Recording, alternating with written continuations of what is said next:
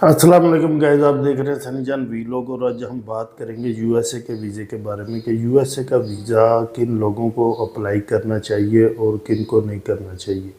अगर तो आप यूएई में हैं और आपके पास यूएई की आईडी है। यूएसए एक ऐसी कंट्री है जो कि आपसे नॉर्मली तौर पे डॉक्यूमेंट रिक्वायर नहीं करती, क्योंकि इसका जो आपने फॉर्म फिल करना होता है उसी के अंदर आपने सारी डिटेल देनी होती है।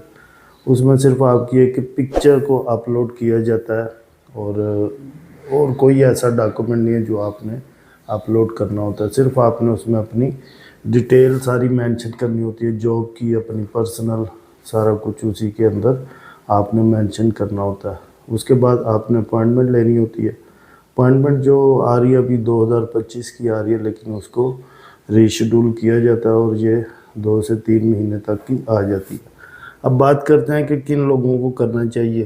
पहले नंबर पे तो जो लोग इंग्लिश बोल सकते हैं और उनकी इंग्लिश अच्छी है और वो किसी भी इंटरव्यू को फेस कर सकते हैं, अगर वो प्रेशर में नहीं आते तो उन लोगों को वीज़ा मोस्टली तौर पे मिल जाता है। सेकंड नंबर पे यूएई के अंदर हैं, अगर आपका पार्टनर का वीज़ा है, इन्वेस्टर का वीज़ा है, तो आपके अच्छे चांसेस होते हैं। और जो पार्टनर और इन्वेस्टर लोग हैं उन लोगों को चाहिए कि कम से कम अपनी बैंक स्टेटमेंट और अपना ट्रेड लाइसेंस जो है वो लाजमी तौर पे अपने पास रखें, क्योंकि इन्वेस्टर और पार्टनर को वीज़ा मिलने के हाईली चांस होते हैं और वो ट्रेड लाइसेंस की कॉपी या ओरिजिनल ट्रेड लाइसेंस आपका मांग सकते हैं और आपसे आपकी बैंक स्टेटमेंट भी मांग सकते हैं। और जो पार्टनर और इन्वेस्टर होते हैं इनसे ज़्यादातर इनके काम के बारे में ही पूछा जाता है, ना कि दूसरी चीज़ों के। इनसे सिर्फ इनके जॉब के क्योंकि हमारे काफ़ी दोस्त मेरे जिनको ये वीज़ा मिला है तो उनके वीज़े जो थे पार्टनर का या इन्वेस्टर का था, तो उनसे उनकी कंपनी के बारे में उन्होंने पूछा कि आप क्या काम करते हैं और आप मंथली कितना अर्न करते हैं और आपकी मतलब कि कंपनी क्या काम कर रही है, आपके पास एम्प्लॉयज़ कितने हैं। तो कोशिश करें जिनके पास पार्टनर या इन्वेस्टर के वीज़े हैं तो वो अपनी एम्प्लॉय लिस्ट भी अपने साथ रखें और बैंक स्टेटमेंट भी साथ रखें और अपना जो उनका ट्रेड लाइसेंस होता है कंपनी का वो भी उनके पास होना चाहिए। वो मांग सकते हैं आपसे, तो उनके हाईली चांस है। अब सेकंड नंबर पे आ जाते हैं कि और किन लोगों के चांसेस ज़्यादा हैं।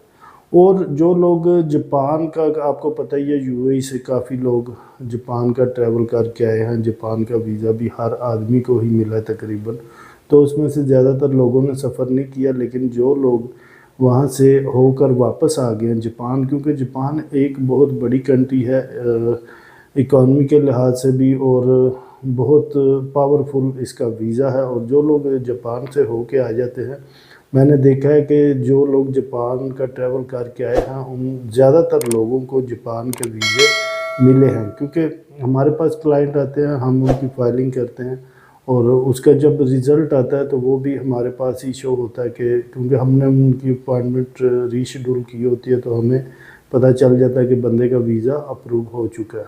तो इस तरह जो मोस्टली केस मैंने देखे हैं उसमें एम्प्लॉय, पार्टनर, इन्वेस्टर और जो लोग जापान का ट्रैवल करके आ चुके हैं उनके हाईली चांसेस होते हैं और उनसे ज़्यादा क्वेश्चनिंग भी नहीं की उन्होंने और 2, 3 या 4 क्वेश्चन के बाद उनका वीज़ा उनको अप्रूव कर दिया गया।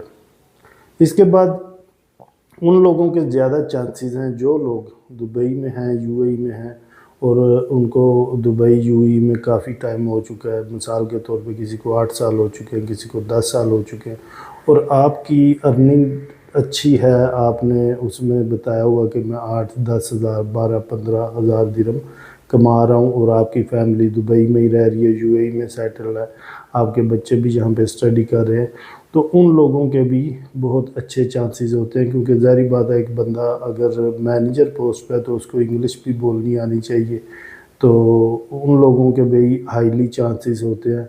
उनसे ज़्यादा सवालात उनसे नहीं किए जाते, उनसे सिर्फ उनकी जॉब या फिर उनकी फैमिली के बारे में पूछा जाता है कि आप यूएई में कब से हैं और आप मंथली कितना अर्न कर रहे हैं, आपकी फैमिली कहाँ पे है।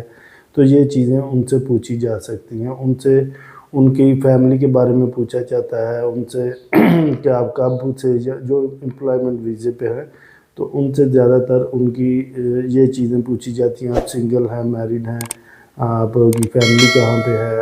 تو اگر آپ کی فیملی یو اے ای میں ہے تو آپ کے ہائیلی چانسز ہوتے ہیں، کیونکہ آپ کی فیملی یہاں پہ یو اے ای میں رہ رہی ہے تو آپ واپس لازمی آئیں گے، کیونکہ آپ فیملی کو چھوڑ کے تو وہاں پہ نہیں رہیں گے کیونکہ آپ کی فیملی یو اے ای میں ہے.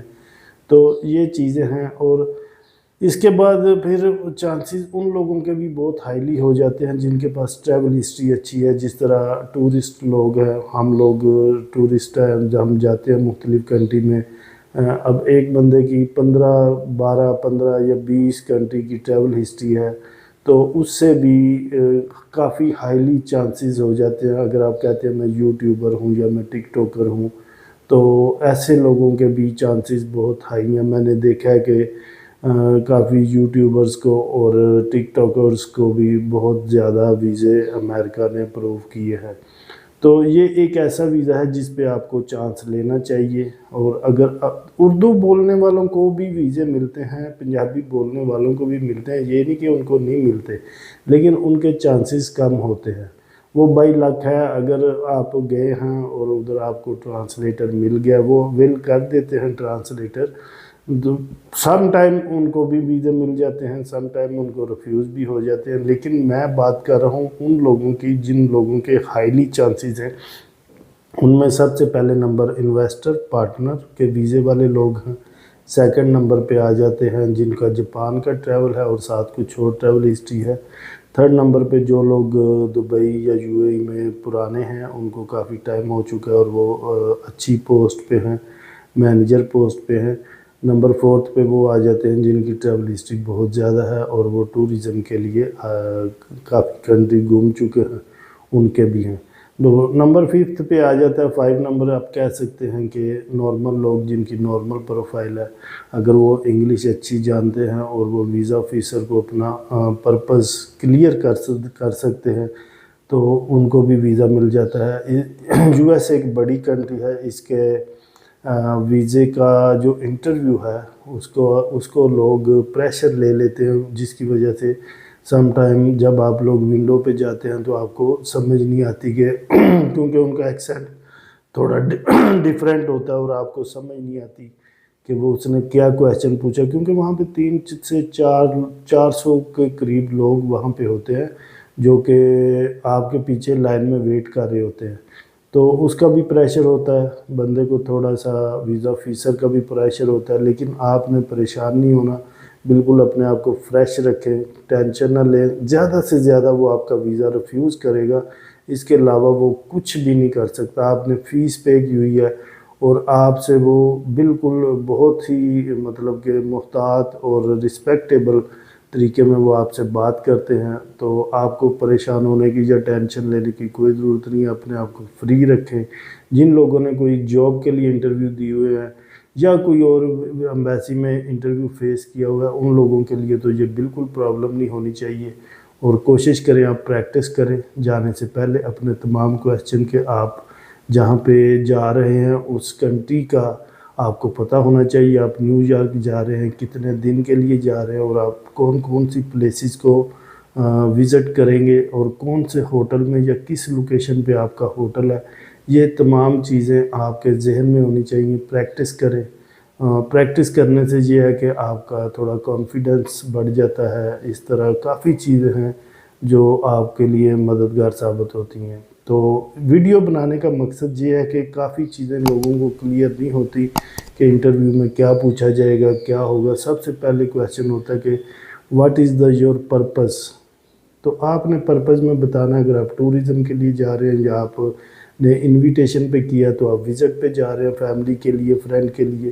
تو یہ چیزیں آپ نے اپنے ذہن میں رکھنی ہیں. پھر وہ آپ سے پوچھ سکتا ہے آپ کون سی اسپیسیفک آپ کی پلیسز ہیں جہاں پہ آپ وزٹ کریں گے، آپ کو وہ یاد ہونی چاہیے. 4 سے 5 آپ کو لازمی طور پہ یاد ہونی چاہیے. جیسے ہی آپ 2 یا 3 بتائیں گے تو آپ کا وہ automatically visa officer question change کر دیتا ہے، آگے چلا جاتا ہے وہ. پھر وہ پوچھ سکتا ہے آپ کتنے دن رہیں گے، آپ کون سی ڈیٹ کو واپس آئیں گے.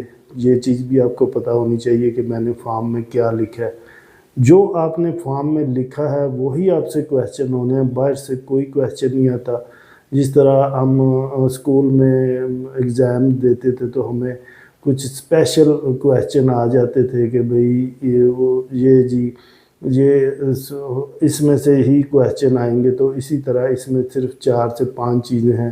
آپ نے کیوں جانا ہے، آپ کتنے دن رہیں گے، آپ کون سی پلیسز وزٹ کریں گے، آپ کب واپس آئیں گے، آپ یہاں پہ کیا کرتے ہیں، آپ یہاں پہ کتنے عرصے سے ہیں، آپ کی فیملی کہاں پہ ہے، آپ کے بچے ہیں یا نہیں ہیں، یہ چیزیں بس وہ پوچھتے ہیں. اگر آپ کی منتھلی انکم کیا ہے، آپ کے پاس ورکرز کتنے ہیں، اور آپ کی کمپنی کی مطلب نوعیت کیا ہے، آپ کے کام کی کون سی آپ سروس لوگوں کو فراہم کر رہے ہیں. یہی چیزیں ہیں، ان کو آپ نے پراپر طور پہ اگر آپ نے ریڈی کر لیا تو آپ یو ایس اے کا ویزا لے سکتے ہیں. اور میرے خیال میں ہر اس بندے کو یو ایس اے کا ویزا اپلائی کرنا چاہیے جس کو انگلش آتی ہے. $185 اس کی فیس ہے. آپ کوشش کریں، آپ اس کا فارم خود بھی فل کر سکتے ہیں. اگر آپ نہیں کر سکتے، ہمارا آفس UAE دبئی میں موجود ہے. آپ میرے نمبر لے کے وہاں پہ آ سکتے ہیں، کوئی مسئلہ نہیں، ہم آپ کو ہیلپ کریں گے اور آپ کے انٹرویو میں بھی آپ کی تیاری کروا دیں گے. کوئی اتنا بڑا مسئلہ نہیں. جس بندے کو انگلش آتی ہے اس کو صرف یہ بتانے کی ضرورت ہوتی ہے کہ آپ نے اپنا کانفیڈنس لو نہیں کرنا. کانفیڈنس ہائی ہے تو کوئی مسئلہ نہیں ہے یو ایس اے کا. اگر یو ایس اے ایک ایسی کنٹری ہے جو کہ میں نے خود دیکھا ہے کہ لوگوں کے 4 5 دفعہ ویزے بھی ریفیوز ہوئے ہیں، لیکن پھر بھی ان کو یو ایس اے نے ویزا دے دیا.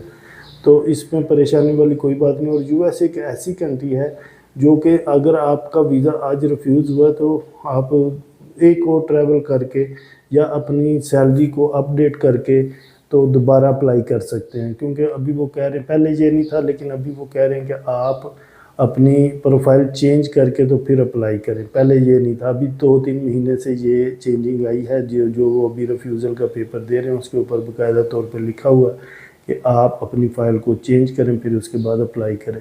تو اس کا بہترین طریقہ یہی ہوتا ہے کہ اگر آپ کا ویزا ریفیوز ہو گیا تو آپ ٹریول ہسٹری کے لیے کوئی ایک آدھی کنٹری اور گھوم لیں، اس کے بعد دوبارہ اپلائی کریں. تو یو ایس اے کا ویزا دبئی UAE سے میرے خیال میں سب سے آسان ویزا ہے.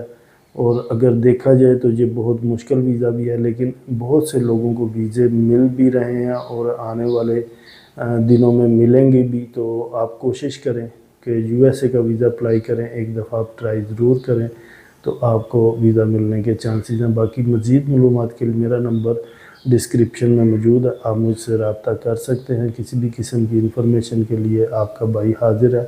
ویڈیو پسند آئی ہو تو لائک کر دیں اور چینل کو سبسکرائب کر لیں. اللہ حافظ، ملتا ہوں اگلی ویڈیو میں. Thank you.